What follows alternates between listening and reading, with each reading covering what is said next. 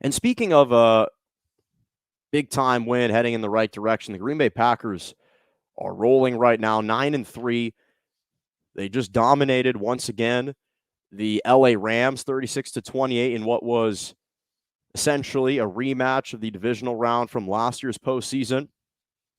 And let me start with the Rams, not just because they're from LA and that's my LA team, but something has been a bit concerning for the LA Rams, and that's the turnovers right now, because I'm going to compliment the Green Bay Packers, and I think that the Green Bay Packers are the best team in football.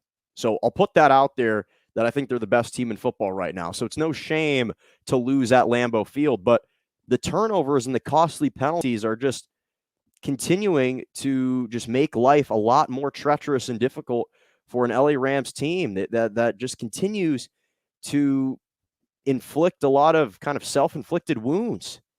That's been the problem for the LA Rams. They've now lost 3 straight games, and there's been a similar theme in all 3 games: turnovers and lack of defense. And that's what we saw yesterday. They had a really difficult time slowing down Aaron Rodgers and this offense. And for the third straight week, they just committed a lot of turnovers. Matthew Stafford fumbled it on the first possession, gave the ball to the Packers inside their own red zone. Then you had another muffed punt that was recovered, special teams gaff, recovered by the Packers, sets up some more points. You just can't do that. And then just even actual penalties. It's 4th and 4, and the Packers are going to punt it away. And the Rams are called for a neutral zone infraction, and they automatically give the Packers a first down. Things like this, roughing the passer, when you have the Packers offense off the field. It's just silly mental errors and mistakes that you continue, that you, the LA Rams, continue to commit. And you combine that with the fact that their offense has been sputtering.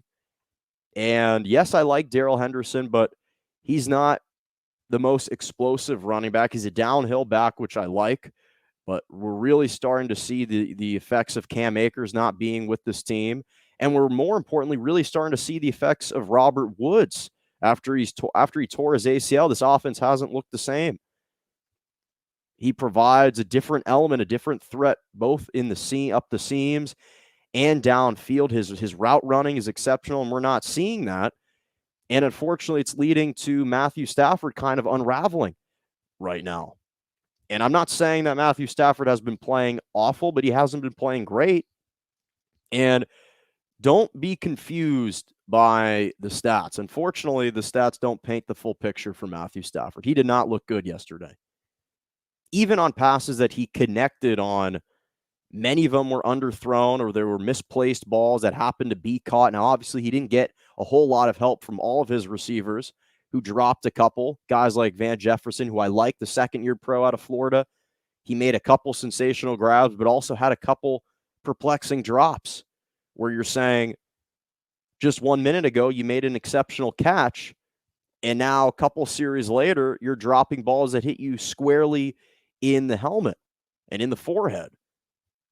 So that's been the problem. And again, Matthew Stafford just needs to kind of regain his focus. No one is claiming that he's worse than Jared Goff, or that Jared Goff would be better for the Rams. No, Matthew Stafford is still an upgrade, is still the better option. But he's thrown a pick 6 now in 3 straight games, which is, I believe, the second longest streak since Matt Schwab did it in like the early 2000s, maybe the early 2010s. 3 straight games with a pick 6, only been done like 2 other times. So that's a problem. And he's thrown 5 interceptions in as many games, in 3 games.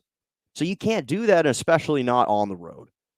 And that's been the problem, is the Rams, they can flex on teams that they're better than.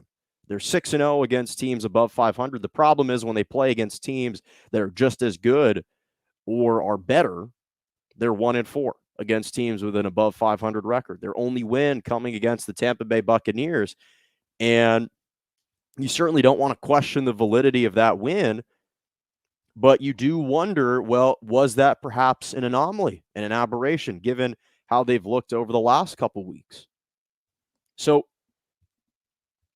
And then again, the third quarter off the punt, some kind of rookie kid who hasn't been playing at all gets the nod to receive the punt, and he muffs it.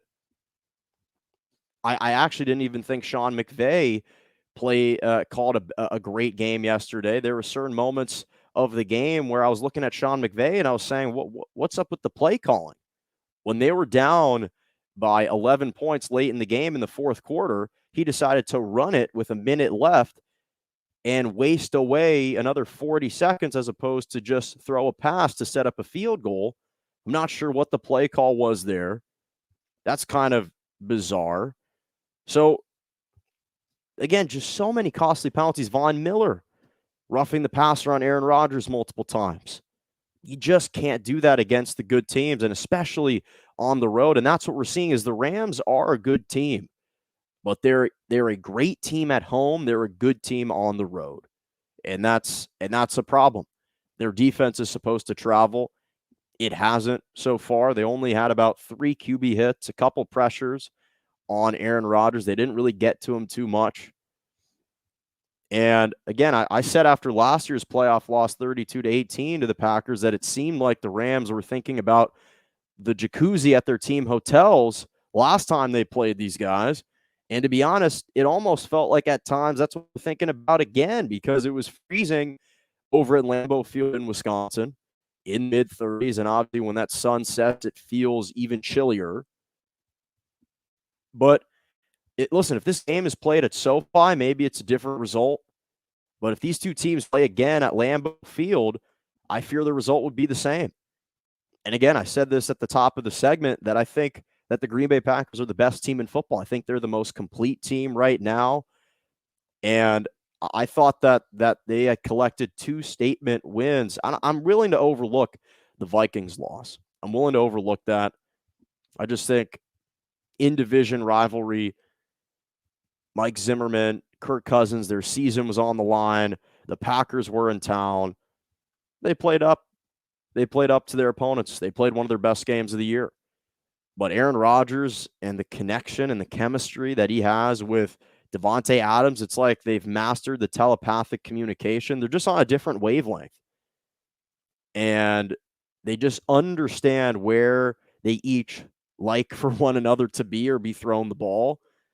And it still amazes me how the Bucs went to Lambeau Field last year and won there to win the NFC Championship game. Because I just think now that you have Zadarius Smith and Jair Alexander coming back after the bye week to an already loaded defense that's been playing really well, and they still don't even have David Bakhtiari, who I think should be coming back. He's one of the best left tackles in the game.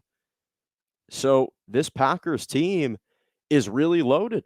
They are a really, really good and legitimate team at 9-3. And again, when I saw them win on the road at Arizona and even the loss against Kansas City on the road, those were 2 statement games to me that validated in my mind, oh, they're back. No, the Packers are back once again. And if they have Lambeau Field, again, Aaron Jones is recovering. A.J. Dillon's a powerful running back. He can make some noise. So this Packers team will be a force once again in the NFC at 9-3. They will be.